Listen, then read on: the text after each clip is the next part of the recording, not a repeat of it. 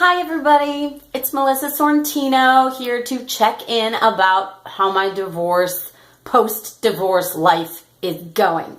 Okay, yesterday I had, I don't know where I'm going to land on this, but it is something that's very actively going in my head.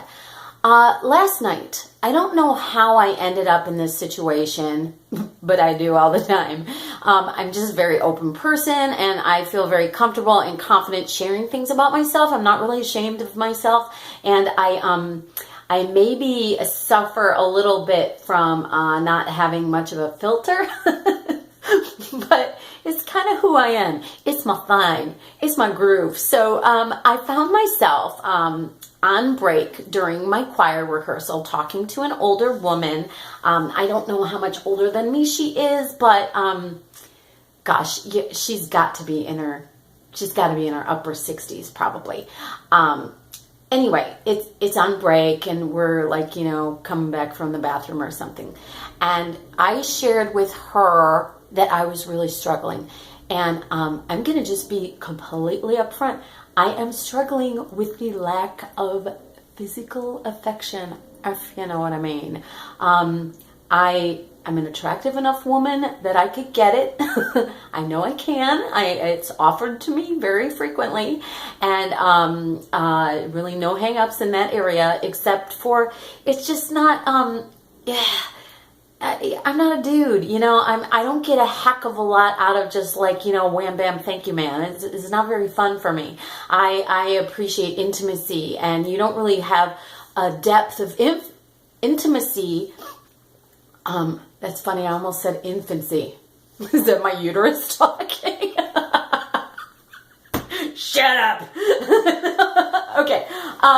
And you don't really have a depth of intimacy if you don't have some time, some hours clocked of getting to know somebody, of sharing things. And then, when you get to the making love business, it's kind of like, it's just a physical action, and that's not anywhere near the same as being held by somebody that knows you or understood, or just getting a pat on the arm or the leg and a nod from somebody that really gets it. And, I have that from a lot of women that I know, particularly one that's just awesome to me.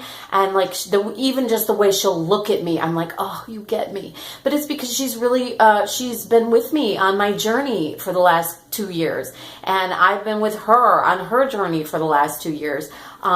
She lost her husband. I got divorced, kind of within the same, I don't know, maybe within the same year or something like that. And we didn't really know each other prior to this, but we've been on this journey together.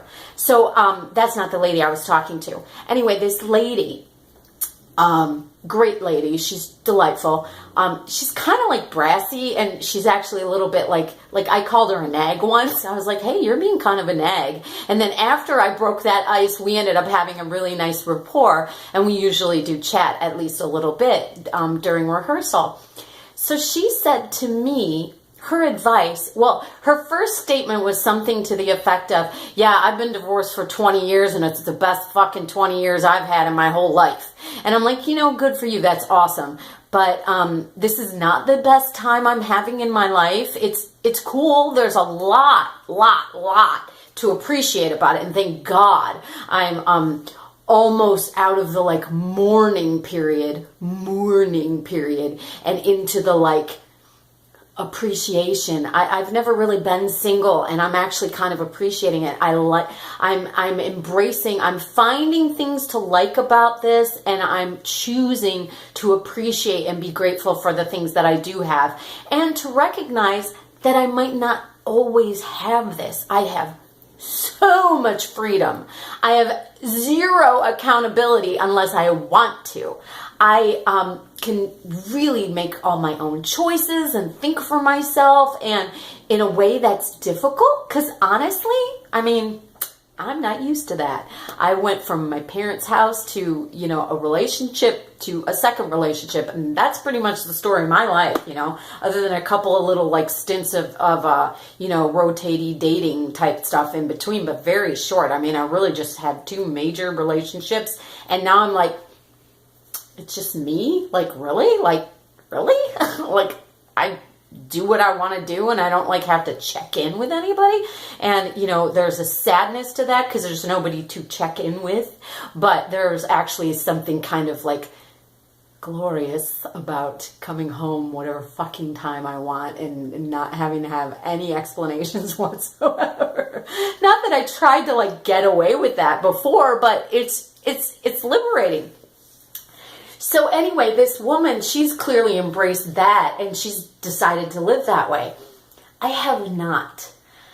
Her advice to me was to find a gay friend. She's like, find a gay friend. I have a great best friend and we hug and stuff, and he's still a man, so I still kind of have that going on, but there's no chance.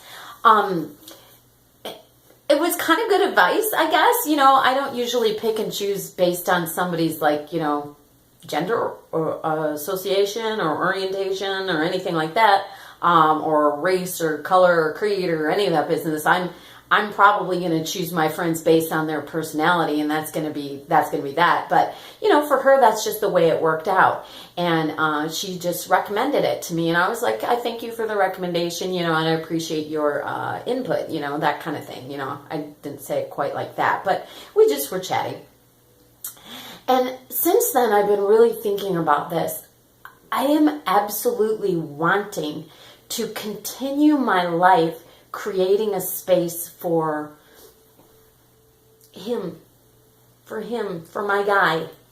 And I you know, I want to create that space because I want a guy. I do. I'm not like, you know, I don't want to be like, I need a man or I can't live. I want one. I can probably live without a man for the rest of my life. I can probably live without a significant other because I can find in myself more and more. And it's only been a year and a half and I already feel like almost complete.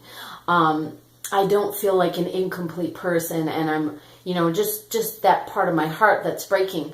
But it's a longing like anything else. I've compartmentalized it. I have a longing to be affectionate and to be loved and to give love. I really would like an object of my affection. I like to project love out and I want it to land somewhere on somebody special. So I am not necessarily actively seeking that, but I am absolutely open and available for it. Abraham Hicks said something that I put on my fridge, something like, I'm happy as I am, but eager for more. And I am eager for more. And I don't want to be like this woman who has absolutely written off men. She just believes that men are creatures who want to keep you down, and that's obviously filtered through her experience. She says she believes that not all men are like that, but she just kind of gave up at a point and was like, you know, I'm happy to give that up, that section of my life. And I'm like, I am not happy with that at all. I've got way too much mojo going on to be like not addressing that hunger inside of me. So I have kind of come to a conclusion that I want to be very careful that I don't only surround myself with other single, particularly divorced, particularly women. I do want that in my wheelhouse. Clearly that would be my peer group right now, but it's not like really my goal peer group. I liked being a wife. I did not want to say goodbye to that. That is not why I got divorced. I'm not going to go into the details of that. That's very personal. And clearly, actually, that's only half my business. The other half belongs to a gentleman named Ben. And he is not here to speak his side. And so I'm not going to go there on, public videos. I just don't really believe in that. But I do want that space. I do want to continue to be in my feminine. I don't want to live my life out primarily in my masculine, my, taking care of business, bit mission oriented, all that stuff that like traditionally is like considered the masculine. I do have a traditional vibe in me that I feel and that I enjoy. So I want that. And I'm not going to take that particular advice. I'm not going to shut down that area, even though, oh God, if you heard my video I made, it was yesterday. I have been so sad. God, I put my heart out there. I just put it out there. Boom, it gets smashed. And it gets smashed because I am so open to it. So maybe I'll come to some place of progress on that part. But for right now, I am choosing pain and rejection in lieu of closing off that option. Ugh, it's hard, you guys. Anybody else going through it, you get it, right? Yeah, it's not easy. Okay, take care.